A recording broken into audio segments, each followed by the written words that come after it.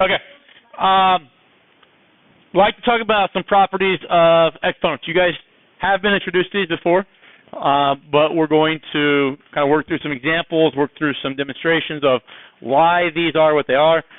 It's going to help us in other aspects of the course if we can revisit these and brush up on them. Okay.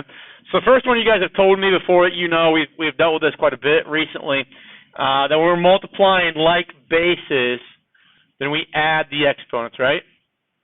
So if A is my base, okay, and I have one of them raised to the m and the other one raised to the n, then to simplify that, it's just going to be A raised to the m plus n. Okay? So demonstration of that. So give me, let's go take 2 raised to the third power and multiply that by 2 to the fourth power. Okay? What does 2 to the third really mean to us in regards to multiplication? Yeah, so it's going to turn into what? But what is, I guess my question was, what does that really mean to us? If I go 2 to the third, it really means 2 times 2 times 2, right? Okay, that's what those highlighted things relate to. So what's 2 to the fourth mean then? Okay, so 2 times 2 times 2 times 2. Okay, so that's good. And now they're stuck together with that multiplication right there, correct? So there should be a multiplication sign stuck right here. So I'm really multiplying how many 2's together here? 7, right? So then I could just rewrite this as 2 to the 7th. And then the question is, well, how did I go so that I can skip this step here? Because this is what all of our mathematics is about. We don't want to go and write all those 2's that multiplied. Multiplying 7 of them out, right? And 7 of them out is a pain in the butt. But what if I had this like 2 to the 300th times 2 to the 4,000th? You would not want to write all those out, will you? So we want rules that kind of simplify the work or circumvent the work, so we don't need to do this. And we're seeing the relationship then that to go from 2 to the third times 2 to the fourth, I'm going to add those exponents and get my 7 right there. Is that all right? So I'll give you some examples here. Let's go. It doesn't just have to be 2 things. Okay, we can multiply 3 bases together, 4 bases, that kind of thing. So what if I go x squared y to the third times x y to the fifth? Okay. Now, remember, this is multiplication, right? Is multiplication commutative? Can I move these terms around? So I can group I put my x's together. So x squared and x to the first. And multiplication is associated. So I'm just going to group those two. And then if I do that, then that's going to be my y's that way, right? Now, whether you do this every single time by rewriting, like physically rewriting them, or you just mentally say, okay, everything's being multiplied together. So I know I can take x's, find my first, like x squared here, and now go find all the other x's that are in there, and just deal with those first. And then repeat that with y's. And then repeat that with the next variable if there's any other variables. And then keep doing that until I've exhausted all my variables. So what is this x squared times x going to turn into? X to the third. And what is y to the third, y to the fifth going to return, or y to the eighth? Now, can I change that? Can I write that as like xy to the 11th or something like that?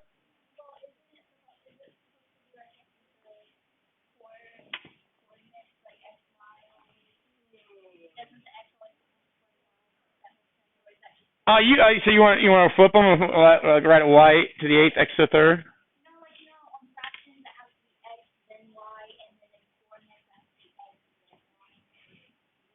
Yeah, that doesn't. Yeah, it doesn't matter here. But can I take this? Can I add? What I'm asking, I guess, is can I add those together? Okay, so they're not like bases, right? which is ultimately the same thing as because x and y are being multiplied together. They would be factors. So, but we have to have, in our case, we have to have the same variable components when we do that. Okay, if we're going to add the exponents. Is everybody okay with that idea? What if we have, what if I have like 3 squared times 3 cubed xy?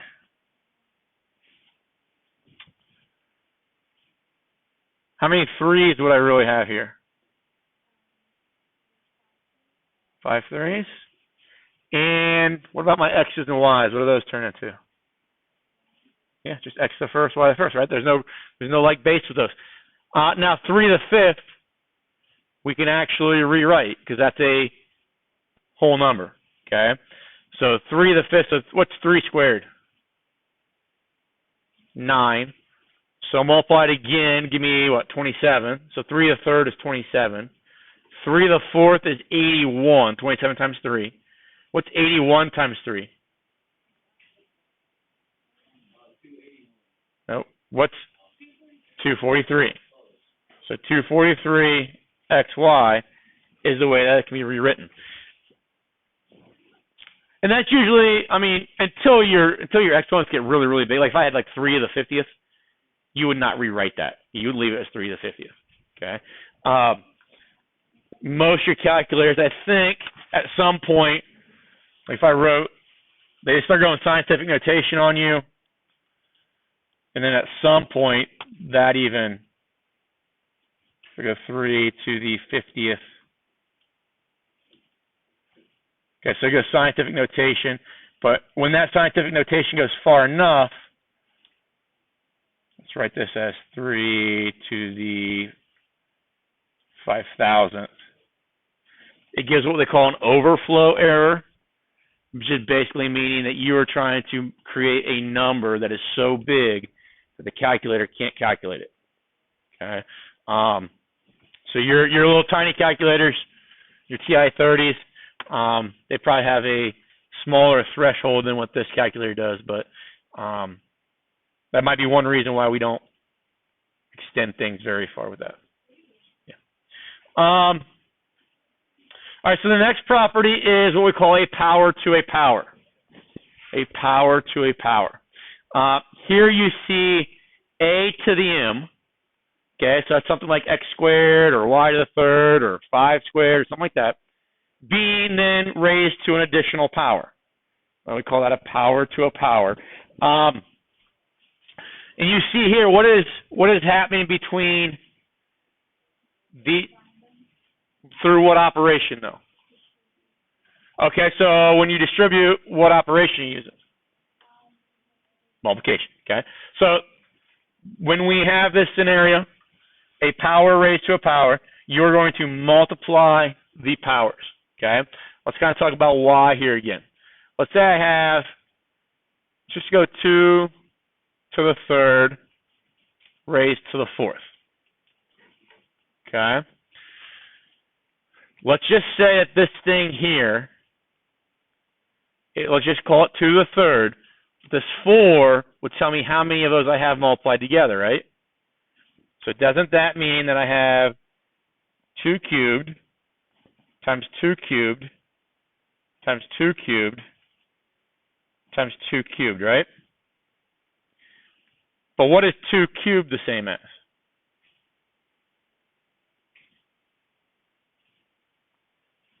Two times 2 times 2, right? So that's what that one is equivalent to. That one again, 2 times 2 times 2. That one, 2 times 2 times 2. And this last one, 2 times 2 times 2. How many 2's do we have here? Careful. 12. So I have 2 to the 12th, right? 2 to the 12th. Well, how do I go from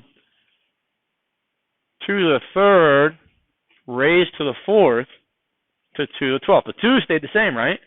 So what do you see when we're doing with the 3 and the 4? Or multiply them, right? Okay. Now what we're doing here, we're not doing it as like as formal as we should be. If we were in like a college algebra class, we would go through and say, okay, this happens with 2 to the 3rd raised to the 4th. Does it happen with 2 to the 4th raised to the 5th? Does it happen with 2 to the 5th raised to the 6th? And we would show patterns. It's called a proof by induction. We'd be able to show a pattern, and we start throwing other variables in, and we can see that we do generate this rule right here, okay? But this is the fundamental aspect of that proof by pattern, okay? So we could interchange any values that we want with those 3s and 4s, go through this process, and we will see that when we are done, we're left with 2, or whatever base we chose, raised to the product of those 2 exponents. So if we have like x squared raised to the 5th, what's that turn into?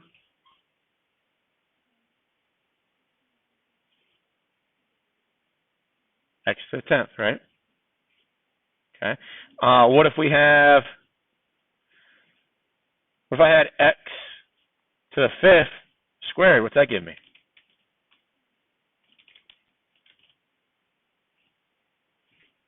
X to the 10th again, right? Still multiplying 5 and 2, right? What if we go 3 squared to the x?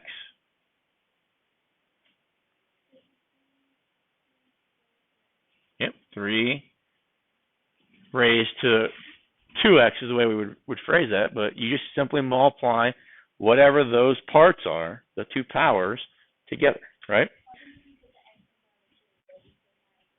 No, that'd be fine. Let's do this. You guys remember last week if I took how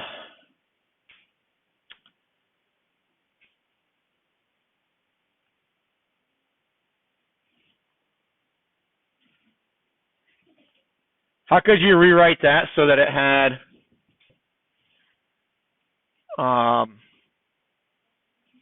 no, so it had a rational exponent. So no radical symbol anymore, but an exponent.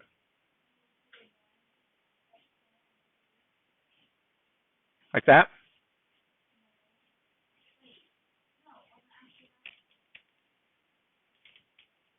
There's 2 here.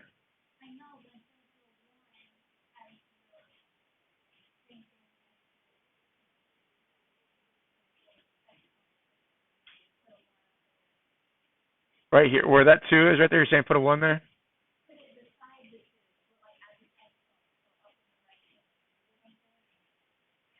So you want to put a 1 right there?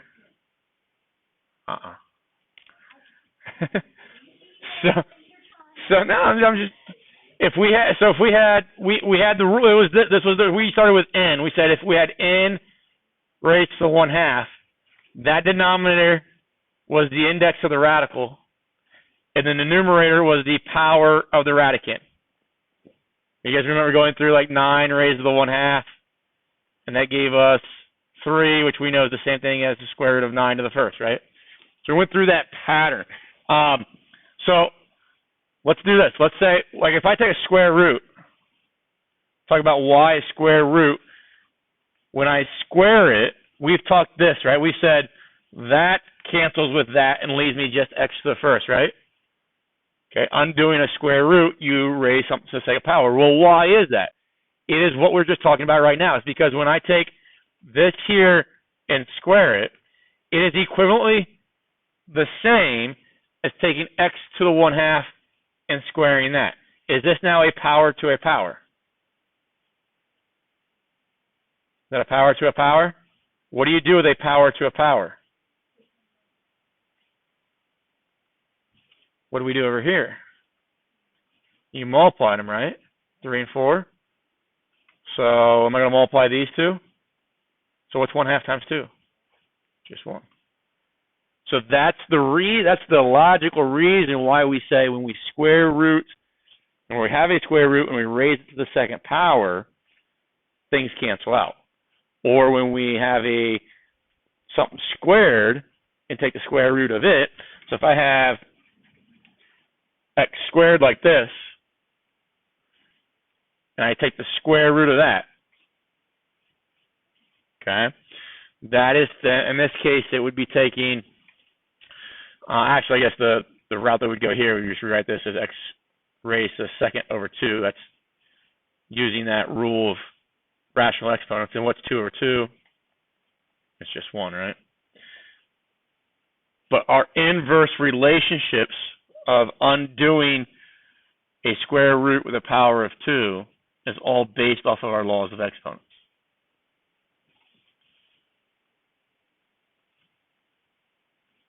This is just an extension of that.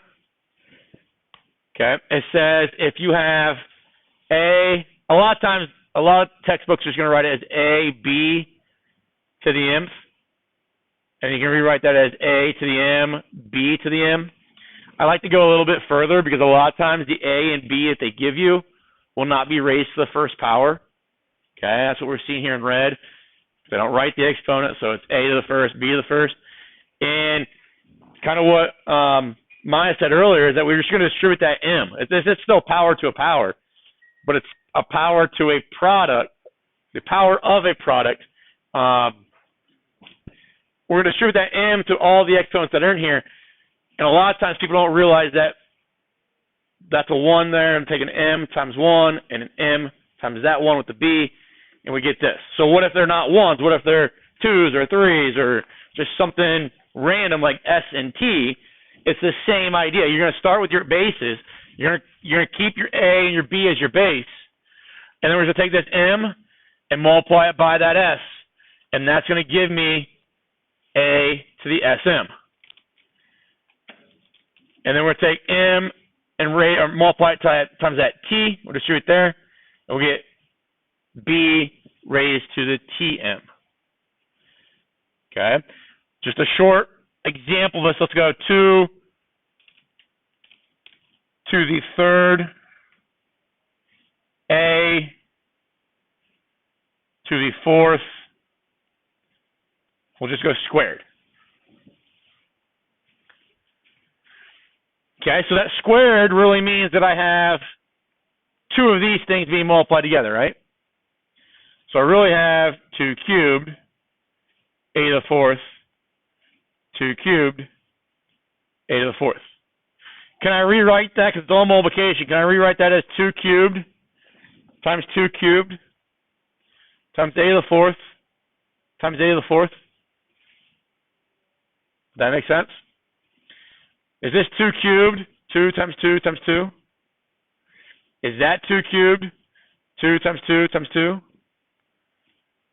And that's a times a times a times a. And that one is a times a times a times a, right? So how many 2's would you have here? 2 to the 6th. How many a's do you have here? 8. Can I get to that by taking that 2 and multiplying it by that 3? And that 2 multiplying by that 4? And is that much more efficient and quicker than writing it all out? Because what happens when I go, okay, I want 2 to the third times a to the fourth, but I want to raise it to the 21st power. I don't want to write that out 21 times, right? Okay. So just examples of this. If I've got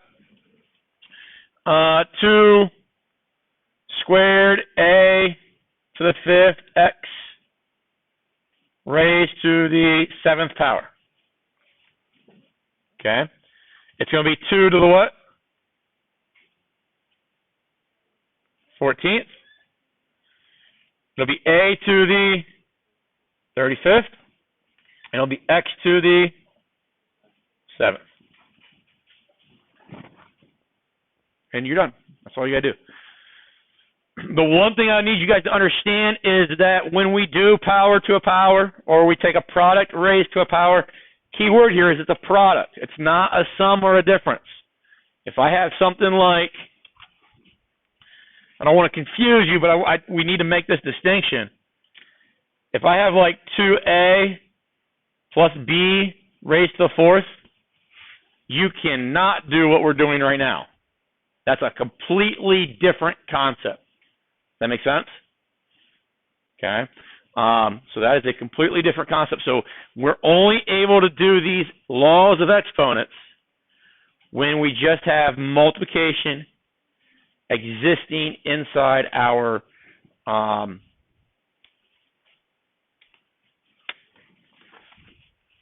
quantity here, our parentheses.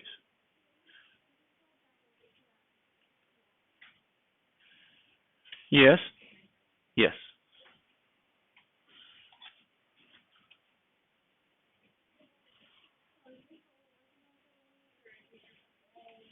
We'll probably spend 2 days on this.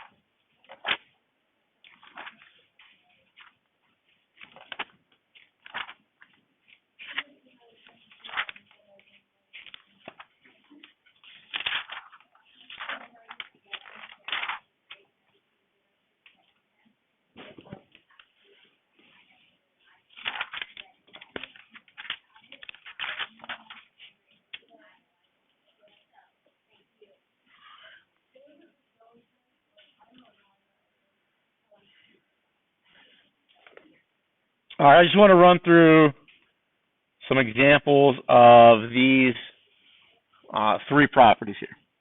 So let's first take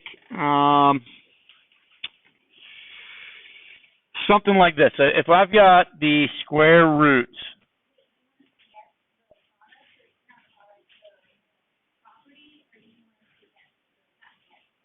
yeah, we're going to simplify them or find the equivalent version of this. So if I have like 7x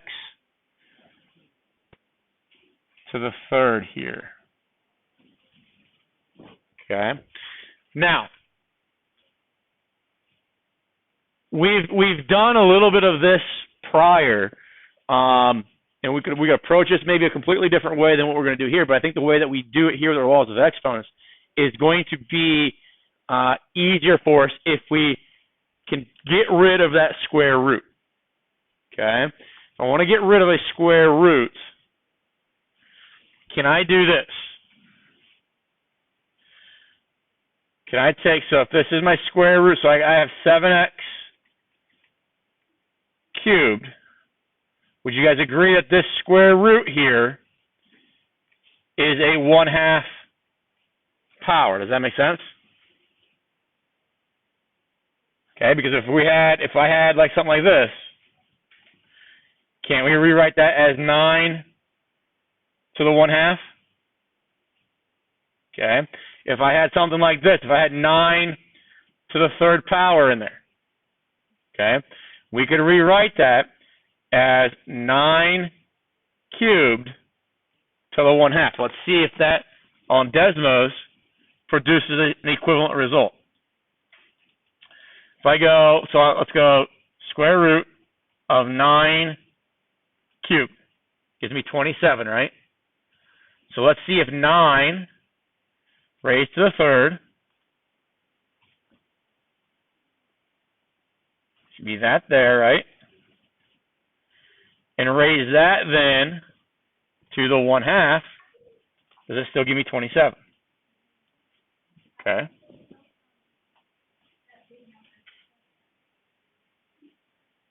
From that number there, because 9 to the third is 729, so 9 times 9 times 9 is 729. But now when I raise to the 1/2 power, that's asking what number times itself will give me 729. And that number is 27. So it's essentially taking the square root of that right there. So over here, when I take and rewrite this square root as a rational exponent, do you see now that you can do this? You multiply those two things together. So I can rewrite this now as 7x to the 3/2.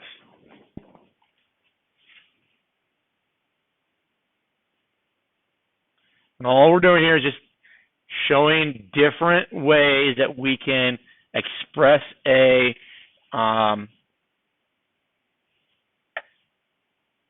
expression. Okay, so here's my question. Is this raised to the first power? Is that raised to the first power? So can I rewrite this? Can I distribute that 3 halves to those? Write this as 7 raised to 3 halves.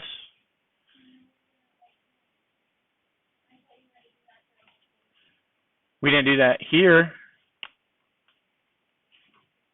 Right here. When I had 2 squared, I took that 7 times the 2, 7 times the 5, 7 times the 1. The only time the bases have to be the same is when I'm multiplying something like here. There's no, you see how there's a difference between multiplying bases and raising powers to powers?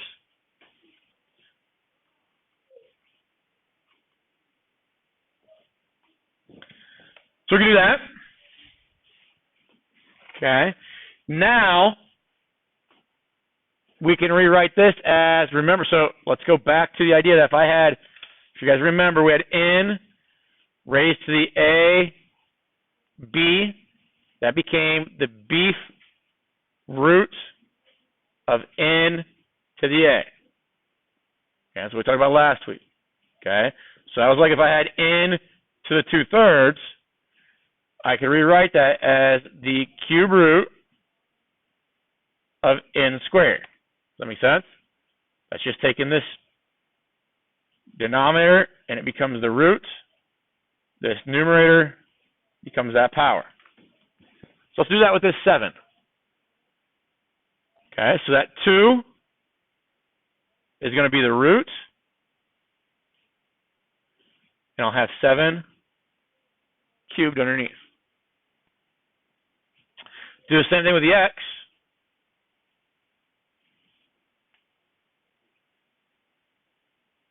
Let me get that. Okay. Now we could take 7 to the 3rd. Can I rewrite that as 7 squared times 7 to the 1st? That's still 7 to the 3rd. And do the same thing with the x then. X squared times x to the 1st. Before we go any further, what I'd like to show you right here, at that right there, and what we've been doing with these powers, these exponents, you guys remember talking about how, if basically right there, and because we know, could I have rewritten this here, this green up here? Could I have rewritten that as 7 to the 3rd, x to the 3rd? The same thing right here? You guys remember when we were working with radicals and we would simplify radical and say that something like if I have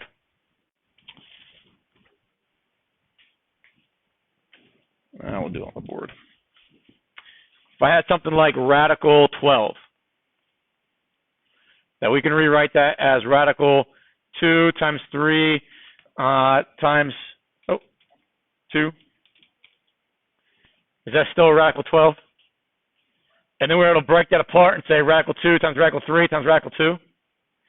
That breaking apart right there is exactly what just happened right here, all by itself, isn't it?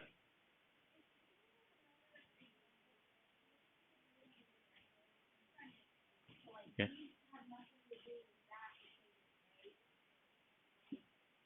This is just showing these relationships that are occurring over here.